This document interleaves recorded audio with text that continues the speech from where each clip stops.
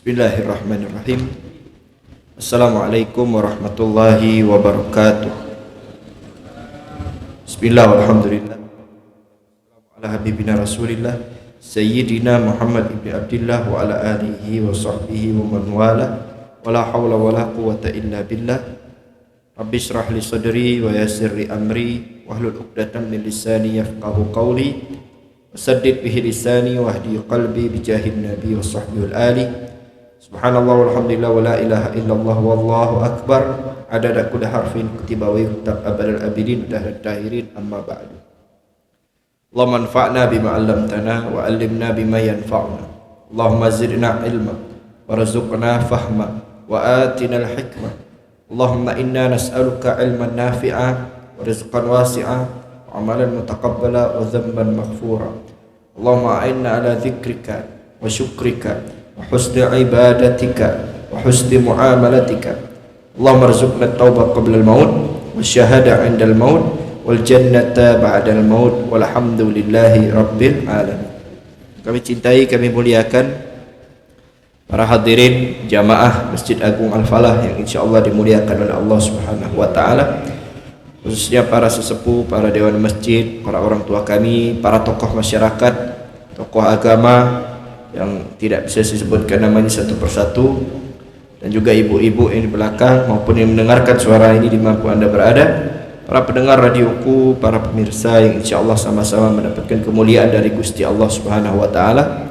Kita lanjutkan rutinan kita, kitab Mukhtasar Sahih Al-Bukhari atau yang biasa dikenal dengan kitab hadis Mukhtasar Ibn Abi Jamrah, yang mana kita sudah sampai pada hadis yang ke-16 daripada bab ini. Langsung saja, qala al-musannif rahimahullah ta'ala rahmatul abrar wa nafa'ana bihi wa bi ulumihi wa fi barakatihi wa fi daraini amin, ila qawlihi an Abi Musa radhiyallahu anhu qala. Diriwayatkan daripada Abi Musa, semoga Allah Subhanahu wa taala meridhoinya, qala, beliau berkata, jaa rajulun ila Nabi sallallahu alaihi wasallam. Ada seseorang datang kepada baginda Nabi Muhammad sallallahu alaihi wasallam. Faqala, dan orang itu berkata, ya Rasulullah, wahai Rasulullah, mal qitalu fi sabilillah. Apa itu berperang di jalan Allah Subhanahu wa taala? Fa inna ahadana yuqatilu ghadaban. Karena sesungguhnya ada di antara kami yang berperang karena marah. Dia marah. Wa yuqatilu hamiyatan, atau dia berperang karena biar dianggap pahlawan atau biar dibilang berani. Farafa'a ilaihi ra'sahu, maka Rasulullah SAW mengangkat kepalanya, maksudnya langsung berdiri tegap gini. Jadi itu istilah saking penting jawabannya, atau istilah saking semangatnya Nabi Muhammad SAW dalam menjawab pertanyaan ini. Apa kata Nabi? Wa ma rafa'a ilaihi ra'sahu illa annahu kana qa'iman, dan tidaklah beliau mengangkat kepalanya itu kecuali beliau seperti berdiri, karena memang postur tubuh Nabi itu tinggi besar. Faqala illa naukar, atau beliau berdiri, beliau angkat kepalanya itu maksudnya berdiri. Jadi beliau menjawab itu langsung berdiri, ya. Wa marafa illa annahu kana qa'iman, beliau mengangkat kepalanya itu kecuali beliau langsung berdiri. Jadi posisi duduk Nabi menjawabnya itu langsung berdiri. Faqala, Nabi menjawab apa? Man qatala litakuna kalimatullahi hiyal ulya fahuwa fi sabilillahi azza wa jalla. Barang siapa yang berjihad, yang berperang agar kalimat Allah Subhanahu wa taala itu menjadi tinggi, agar kalimat Allah itu menjadi tinggi, fa huwa fi sabilillah azza wajal, maka dialah yang berada di sabilillah, di jalannya Allah Subhanahu wa taala. Para hadirin hadirat yang dimuliakan oleh Allah Subhanahu wa taala, Nabi itu kalau berbicara itu kompleks, komprehensif, universal.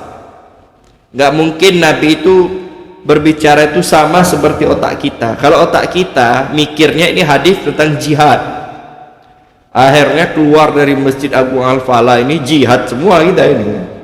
Tidak.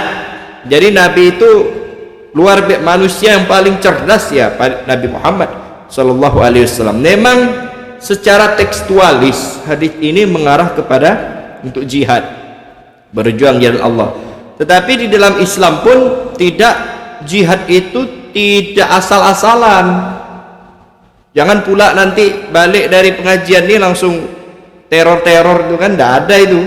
Langsung pergi ke tempat ibadah agama lain, bom bunuh diri, meledakkan diri. Apa ini? Kata la takuna kalimatullahil ulya fa huwa fi sabilillah. Wah, enggak ngaji dia ini. Memang jihad ada di dalam Islam. Bahkan di dalam kita dulu di Dalwa itu ya ngaji. Terakhir kita mondok itu ada namanya fikih jihad. Ada. Jadi tidak sembarangan jihad saja. Ada fikihnya, ada pembahasannya. Siapa yang boleh kita perangi? Kapan kita boleh berperang? Ya enggak ngasal-asalan, enggak. Justru yang diberitakan, yang sampai ngebom dan lain sebagainya, itu kita ngaji berbelas-belas tahun enggak ada itu model begitu. Oleh karena hadirin melihat Allah Subhanahu wa taala, memang begitulah. Kalau kita mengkaji agama itu tidak memakai guru, ya nanti gurunya setan. Man la syekha lahu fasyaitanu syekhuhu. Barang siapa yang tidak ada guru, maka setan yang akan menjadi gurunya. Jadi dimasukkan hadis ini banyak. Yang pertama yang kita bahas dulu, yang paling penting. Yang pertama adalah Nabi mengatakan litakuna kalimatullahi hiyal ulya, agar kalimat Allah menjadi tinggi. Maksudnya kalimat Allah ini ya berarti nama Allah atau ajaran Allah atau Islam lah lebih umumnya, agar Islam menjadi tinggi. Berarti barang siapa yang berjihad agar Islam menjadi tinggi, agar agama Islam menjadi tinggi. Di dalam hadis yang lain Nabi SAW bersabda, al-Islamu ya'lu wa la yu'la alaih. Islam itu tinggi dan tidak ada yang lebih tinggi daripada Islam. Ini kata baginda Nabi SAW. Nah, Islam itu akan selalu tinggi. Nggak perlu ikut campur tangan manusia, tapi Islam tetap tinggi. Tetapi kalau Islam akan selalu tinggi, kenapa Nabi SAW menganjurkan umatnya untuk berjihad agar kalimat Allah tetap tinggi? Ya kan? Agama Islam akan selalu tinggi. Lalu untuk apa kita berjihad? Kita berjuang agar agama Allah ini selalu tinggi. Nah, tentu tingginya agama Islam itu tidak perlu ditanyakan lagi. Tetapi kita kepengen tinggi dengan berjuang di dalam agama Islam. Jadi kita meninggikan agama Allah ini bukan untuk agamanya, tapi untuk kitanya. Sama seperti begini, Allah itu nggak perlu ditolong. Ya, kenapa harus bela agama, bela Allah dan bela Rasul? Emang kamu lebih hebat daripada Allah? Emang kamu lebih hebat daripada Rasul? Ada kan? Model orang bilang seperti itu. Ngapain harus bela Islam, bela Allah, bela Nabi dan lain sebagainya? Tidak perlu ditolong, nggak perlu dibela. Allah maha kuat daripada kita. Ya memang ucapannya memang betul. Allah itu nggak perlu pembelaan kita, bukan? Ya, Allah itu nggak perlu pertolongan kita, nggak perlu sebenarnya. Secara zahir, secara tekstualis, omongannya memang betul. Tetapi di dalam ayat lain Allah mengatakan apa? Ya ayyuhalladzina amanu kunu ansarallah. Wahai orang-orang yang beriman, jadilah kamu penolong-penolong agama Allah. Jadilah kamu pejuang-pejuang agama Allah. Jadi Allah sendiri yang menyuruh kita menjadi pejuang Allah. Agama Islam nggak perlu dibela, betul. Mau dibela atau tidak akan selalu mulia. Tetapi kita ini, jika kita tidak ikut membela agama, kita yang hina.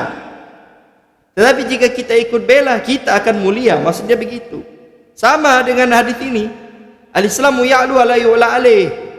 Islam itu akan selalu tinggi dan tidak akan ada yang lebih tinggi daripada agama Islam dalam ajaran kita. Ya, sekali lagi dalam ajaran kita. Dan saya ngajarkan memang di depan muslim semua. Lalu kalau Islam itu akan selalu tinggi, lalu untuk apa Nabi mengajarkan kalimat ini? Karena kita kepengen tinggi bersama Islam. Kita ingin mulia. Agama Islam akan selalu mulia. Tapi jika kita tidak ikut berjuang dalam agama Islam, maka kita tidak akan mulia. Kita enggak akan dipandang mulia oleh agama. Tapi jika kita ikut berjuang di dalam agama Islam, maka kita akan ikut mulia bersama agama Islam. Maksudnya begitu. Jadi kalau ada orang mengatakan Islam nggak perlu bela, ngawur itu. Ngawur. Karena Allah sendiri yang menyuruh, Nabi sendiri yang menyuruh, man qatala litakuna kalimatullahi hiyal ulya, barang siapa yang berjuang agar kalimat Allah Subhanahu wa taala itu menjadi tinggi, bahwa fisabilillah, maka dia berada di jalan Allah. Secara zahir hadis ini menyuruh kita untuk mengarah, bukan menyuruh. Secara zahir hadis ini memang menjelaskan tentang berjihad, berperang di jalan Allah Subhanahu wa taala. Tapi sekarang alhamdulillah negeri kita aman. Tidak perlu perang-perangan, nggak perlu berjihad dan lain sebagainya. Lalu bagaimana? Apakah hadis ini nggak bisa dipakai? Oh tidak. Berjuang itu banyak, Pak. Berjuang itu bukan hanya Allahu Akbar berperang, ya kan, dan lain sebagainya, tidak. Tapi membantu pondok pesantren, membantu masjid, membantu anak yatim dan lain sebagainya, itu juga termasuk berjuang di jalan Allah. Kita membantu pondok pesantren. Tujuan kita membantu pondok pesantren apa? Agar agama Islam ini semakin jaya, semakin tinggi. Sama, dapat fisabilillah dia. Kenapa? Karena pesantren itu adalah porosnya umat Islam. Maka disebutkan sebagai benteng terakhir umat Islam. Kalau saya menyebutkan poros, karena nanti dari pesantren akan lahir ulama-ulama, cendekiawan-cendekiawan muslim yang akan menyebarkan agama Islam ini dari kota sampai ke pelosok-pelosok. Dengan kita peduli sama pondok pesantren, dan tujuan kita untuk Allah Subhanahu wa taala agar Islam ini semakin tinggi, karena semakin banyak dai-nya, semakin tinggi agama kita, maka kita juga sama dengan fisabilillah. Sama fisabilillah. Atau membantu masjid.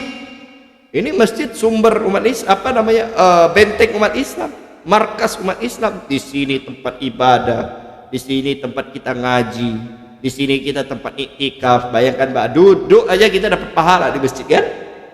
Duduk doang cukup membaca, melafazkan niat nawaitul iktikaf fi hadzal masjid lillahi taala. Aku niat beriktikaf di masjid ini karena Allah Subhanahu wa taala. Udah duduk doang. Apalagi ada AC-nya, cuman ya jangan tidur juga. Ini banyak kemarin kita berbicara ini, akhirnya banyak yang tidur di masjid. Kenapa tidur di masjid? Oh kan iktikaf, dapat pahala aja. Ya bukan tempat tidur masjid, iktikaf tempat duduk. Duduk ngapain? Merenungi dosa, atau berzikir, atau membaca Al-Quran. Apalagi alhamdulillah di masjid kita ini difasilitasi, ada AC-nya, betah iktikaf di sini ya. Sejadahnya empuk, enggak khusyuk kita beribadah. Nah, orang-orang yang ikut sumbangsih ini, bayarkan listriknya, belikan AC-nya, dicat biar bagus, digambar biar struktur bangunannya bagus, sehingga orang-orang betah beribadah, dan tujuan dia karena Allah. Tujuan dia masjid karena Allah, bukan karena untuk dipuji, bukan karena tidak enak, bukan. Maka dia juga dianggap fisabilillah. Fisabilillah dia. Karena agar agama Allah itu tinggi. Sama yang pesantren juga. Yang mondok. Dia mondok, kenapa dia mondok? Agar belajar. Biar kenapa belajar? Biar jadi dai, biar jadi pejuang Allah, biar jadi ustadz. Nanti udah jadi ustadz, dia akan menyampaikan ayat Allah, dia akan menyampaikan hadis Nabi. Maka selama niat anaknya betul, maka selama itu pula dia akan dianggap fisabilillah. Orang tuanya juga dapat. Karena nggak mungkin si anak itu bisa mondok, bisa belajar, kecuali ada support daripada orang tuanya. Orang tuanya yang mengirimkan duit, orang tua yang mengirimkan doa, orangnya yang mengirimkan support, yang menyemangatkan anaknya. Sama orang tuanya juga fisabilillah. Nah, ini jihad-jihad yang seperti ini yang harus kita tanamkan di masyarakat. Jihad-jihad yang model begini. Jangan pemahaman kita itu sempit. Sempit itu apa? Dikira jihad itu perang di medan perang. Tidak hanya itu saja. Bahkan ketika setelah perang Badar, setelah perperangan Badar dan umat Islam menang, Nabi Shallallahu Alaihi Wasallam mengatakan kepada umatnya, raja'na min jihadil asghar ila jihadil akbar. Kita pulang daripada jihad yang kecil menuju kepada jihad yang lebih besar lagi. Sahabat bertanya, ya Rasulullah, ini kita berperang lawan musuh, membunuh senjata, apakah ini jihad yang kecil? Iya, itu jihad kecil. Lalu jihad besar itu bagaimana? Wa ma jihadul akbar ya Rasulullah? Apa itu jihad yang besar? Maka Rasulullah sallallahu alaihi wasallam menjawab, jihadun nafsi. yaitu jihad hawa nafsu. Melawan hawa nafsu itu juga jihad. Bahkan disebutkan Nabi jihadul akbar, jihad besar itu, melawan hawa nafsu. Jadi yang berperang dan lain sebagainya itu termasuk jihad kecil. Jihad yang besar itu melawan hawa nafsu, karena melawan hawa nafsu ini berat, Pak. Gak sembarang orang ya bisa melawan jihad hawa nafsu. Kadang hawa nafsu itu nafsu kepengennya apa sih perbedaan hawa nafsu dulu? Apa sih perbedaan hawa nafsu? Kalau hawa itu kalau nafsu dulu, nafsu itu adalah keinginan yang membuat kita kepada maksiat, itu nafsu. Kalau hawa adalah keinginan yang menyebabkan kita malas beribadah, itu namanya hawa, tapi pakai ha. Ini banyak orang hawa itu disamakan dengan istri Nabi Adam. Waduh, kurang ajar ini. Kenapa disebut hawa nafsu? Yaitu istri Nabi Adam namanya Hawa. Nabi Adam kan kemakan gara-gara kerayuan Siti Hawa. Memang perempuan ini memang biang anu. Wah, kurang ajar ini.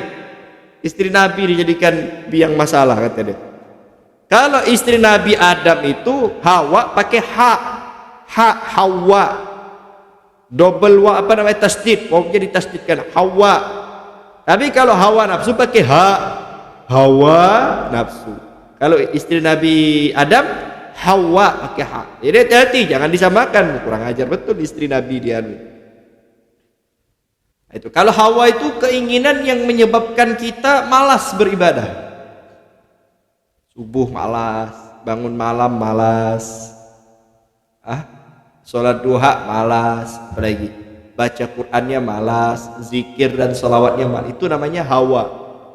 Kalau nafsu, keinginan yang menyebabkan kita untuk bermaksiat, pengen berzina, kepengen miras, mabuk, kepengen judi, kepengen korupsi, mencuri, kepengen melawan orang tua dan lain sebagainya. Itu namanya nafsu. Maka digabungkan hawa nafsu, karena dua-duanya sama-sama jelek. Ada orang bisa melawan hawa, tapi ada orang tidak bisa melawan nafsu. Rajin dia ibadah, kalau masalah ibadah rajin, tapi maksiat jalan. Kata anak muda STMJ, sholat terus maksiat jalan. Jadi dia sholat juga, zina juga, dia sholat juga, mencuri juga. Dia bisa melawan hawa tapi nggak bisa melawan nafsu. Ada kebalikannya, bisa melawan nafsu tapi nggak bisa melawan hawa. Ini lebih banyak. Jadi dia sholatnya malas, Pak, puasa tak ada, tapi dia buat baik. Dia tak pernah zina, dia tidak mabuk, dia nggak mencuri, dia nggak berjudi, dia nggak baik orangnya. Tapi gitu, sholat juga enggak, puasa Ramadan juga enggak, kaya dia tapi nggak naik haji, sedekah pelitnya minta ampun. Nah, jadi dia bisa melawan nafsu, tapi dia hawanya nggak bisa dilawan. Ada yang lebih parah lagi, dua-duanya nggak bisa dilawan, hawa nafsu. Ibadah kagak, maksiat jalan. Nah ini berat ini melawan keduanya ini. Dan melawannya harus ngaji. Kalau nggak ngaji kita nggak tahu mana yang harus dilawan, ya kan? Karena kita nggak tahu perbedaan hawa nafsu, cara melawannya bagaimana. Itu ada ilmunya itu. Melawan hawa nafsu itu ada ilmunya. Nama ilmunya ilmu tasawuf. Orang yang mempelajari ilmu tasawuf namanya sufi. Sufi itu dari asal kata sofa itu suci, menyucikan diri. Kita selama ini hanya fokus kepada urusan zahir doang. Biar sholatnya sah, biar puasanya sah. Tapi gak pernah mengkaji isi batin. Biar gak hasud, biar gak sombong, biar gak dengki, biar gak ujub. Contoh doa. Kita merasa kalau kita berdoa lalu dikabulkan oleh Allah SWT, atau mendoakan orang lain lalu dikabulkan, lalu kita merasa wah itu gara-gara doa saya itu, wah itu karena doa saya itu. Nah itu ujub, udah bangga dengan amalnya sendiri. Kenapa bisa demikian? Karena dia merasa doanya itu bukan sebuah penghambaan, tetapi doanya hanya sebuah kebutuhan saya. Jadi dia merasa doa itu hanya pada saat butuh saya. Jadi ketika kabul, maka pengkabulannya itu dikarenakan ketika pengkabulan itu dia merasa bahwasanya dikabulkan karena doa dia, itu sudah ujub, sudah bangga dengan amal.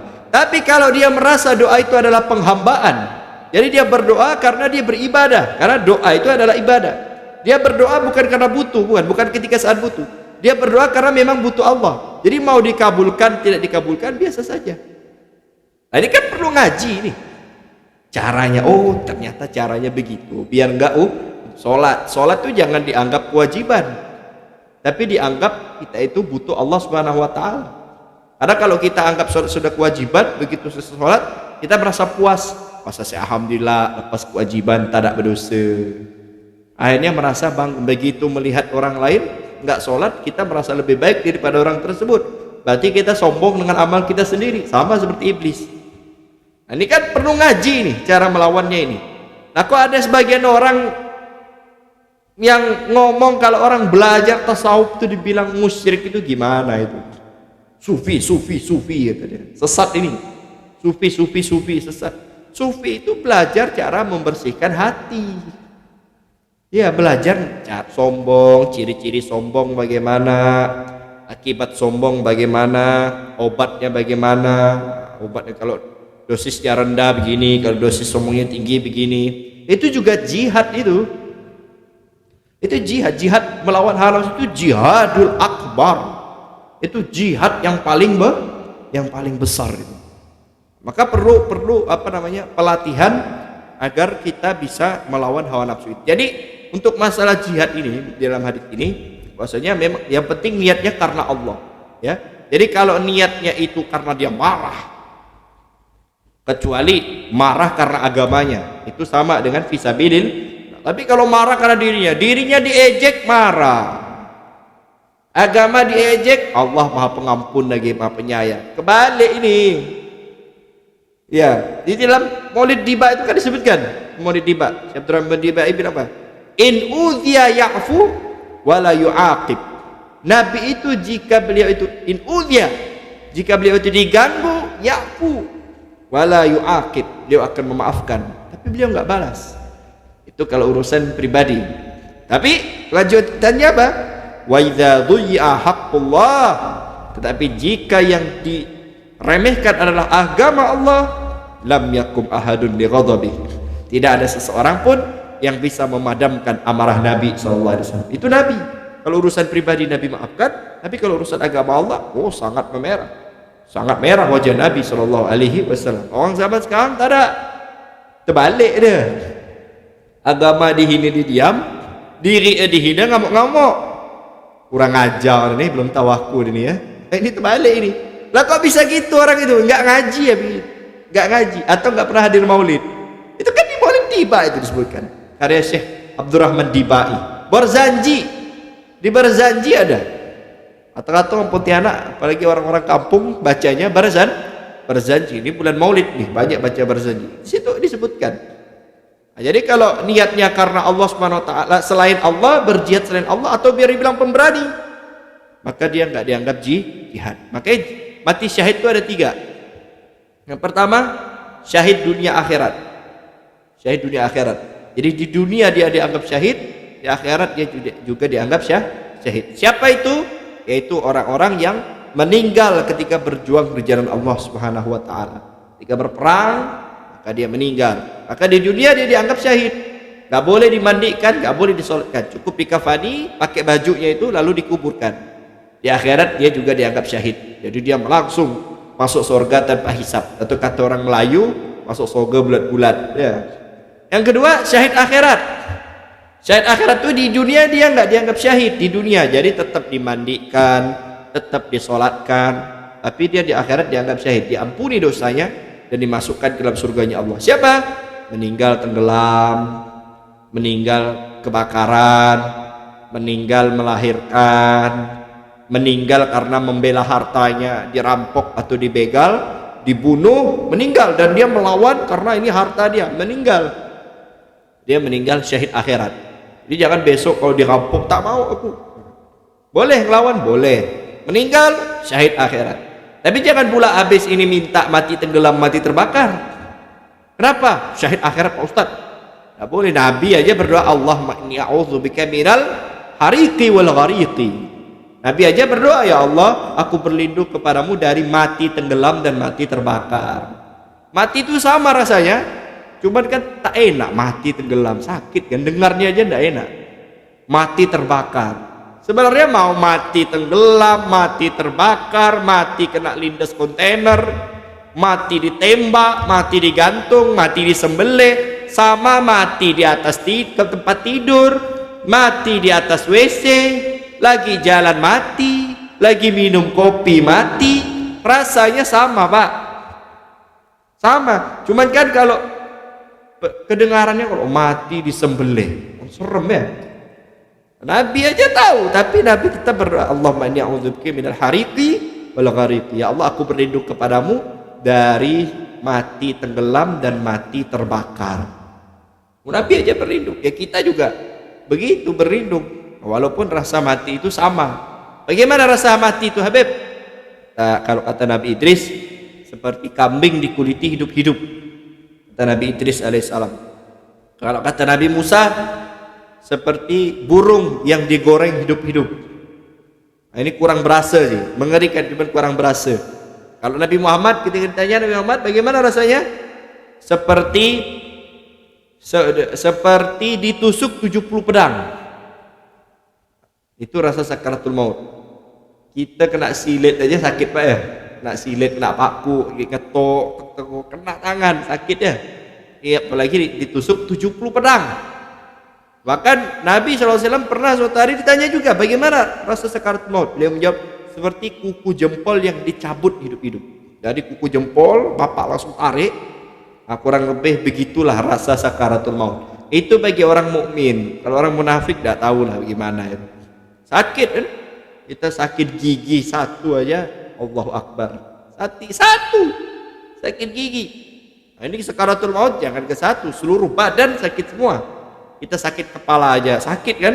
Nah, ini seluruh badan. Tapi ada di antara hamba-hamba Allah sakit pasti ada, tapi dia meninggalnya cepat. Jadi cepat ya. Jadi saking cepatnya seakan-akan dia tidak merasakan sakaratul maut.